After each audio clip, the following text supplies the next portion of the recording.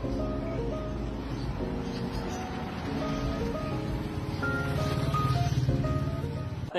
si Eileen. Hello, Hi, nice to Aileen, meet ate ni you. Clyde. Hi, Ang ganda Aileen. naman pala ng girlfriend mo. No wonder na in love talaga yung kapatid ko sa'yo. Thank you. Kumusta yung biyahe? Okay naman. Ay, sandali Okay lang naman, ha. okay Nag-order na ako ng food, kaya lang medyo nauuna ako. Water please! Thank you. So, gano'ng katagal na nga kayong dalawa? 2 years na, ate. Wow! Tagal na rin ha, pero ngayon ka lang niya sa akin napakilala ng personal. Ma'am, sorry. Sorry po. Hindi, okay Oh lang, my okay lang. gosh. Oh, walang problema, Ito walang ate problema. tissue. Hi, thank you. Girl Scout naman pala ang girlfriend ng Siyempre kapatid naman, ko. ate. Ano Ay, yan, ate? Nabasa yung damit mo. Yun nga lang, may importante ba naman akong lakad ngayon pagkatapos nitong usapan natin dahil nga gusto mo lang ipakilala sa Aileen. Alam ko na, pwede ba makisuyo ako sa iyo, bunso? Sige Alam mo naman naman yung po. size ng katawan ko. Oo naman. Bigyan mo naman Sige. ako ng blouse sa pinakamalapit lang na mall. Sige, Aileen, sige. sorry ha. Okay lang. Sige na, baby. Lang Oo, may importante Yes, ako kasi Lita. akong pupuntahan. Usap mo na kayo na, ate. Okay. Nakaharap ako sa kausap ko na basang-basa yung damit ko. Oo nga eh. Hindi naman kasi nag-iingat yung waitress. Ano ka ba? Huwag mong iniintindihan ganang bagay. Hindi yan big deal. Hi, Aileen. Hello. So, alam mo, tanggap talaga kita. Well, sa araw-araw na kinukwento ka sa akin ni Clyde, gusto ko maging straight to the point sa'yo ngayon. Aileen, hindi kita gusto. Para sa kapatid ko. Dahil single mom ka. Yes, it's a big deal.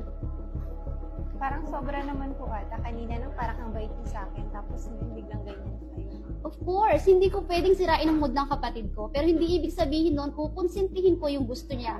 Hindi ko alam kung anong pinakain mo sa kapatid ko, kung anong pinainom mo sa kanya. Ginayuma mo ba yung kapatid ko? Bakit ganyan ka mag-isip? Babae ka rin pero ganyan ka mag-isip. Wala akong pakialam sa sinasabi mo. Cut that drama, Aileen.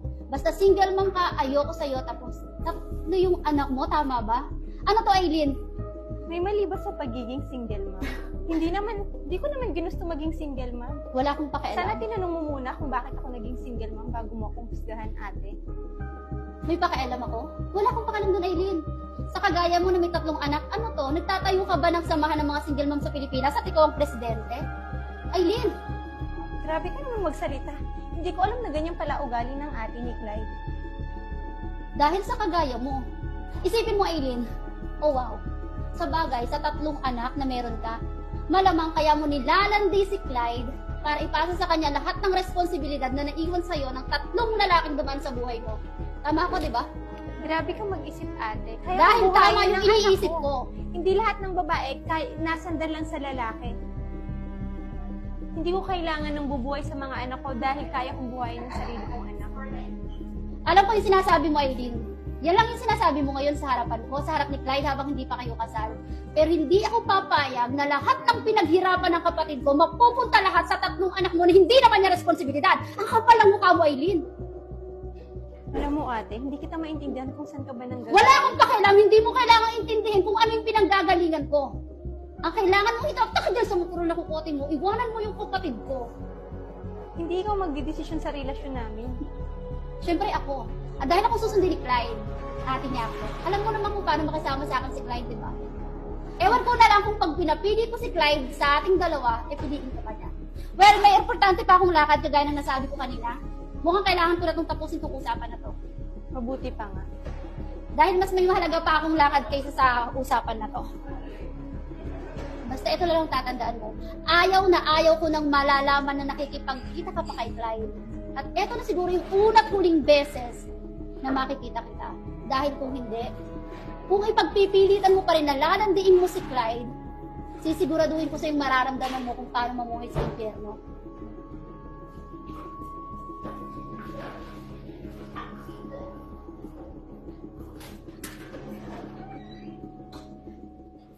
Excited ka na ba, baby? Maya-maya lang makakasama na natin si Daddy, for sure. Matutuwa siya kapag sinabi kong magkaka-baby na kami.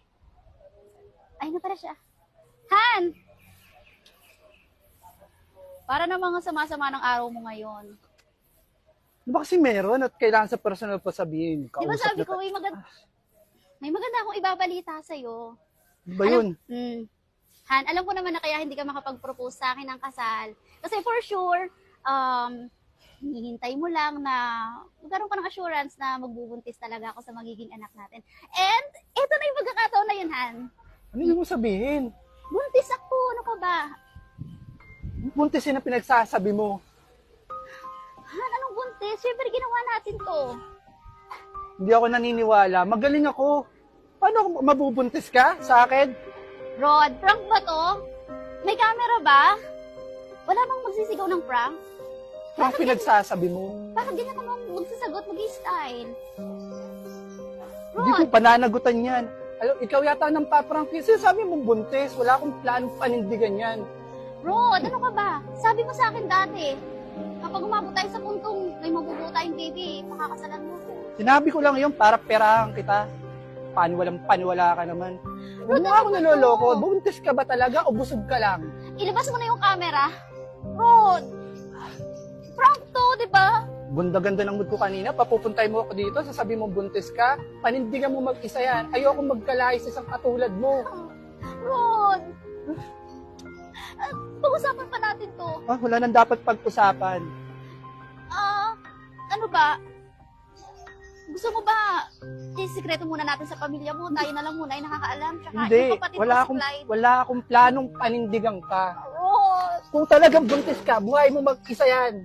hindi ko Wala ba akong yun? planong maging ama sa magiging anak mo. Bakit ganyan Ang ka sa ganda-ganda akin, ng lahi Rod? namin, magkakalahi ako sa tulad mo. No way! Bakit ganyan ka sa akin ngayon? Hindi ka ganyan sa akin dati. Ano ka ba? Hindi ako handang maging ama.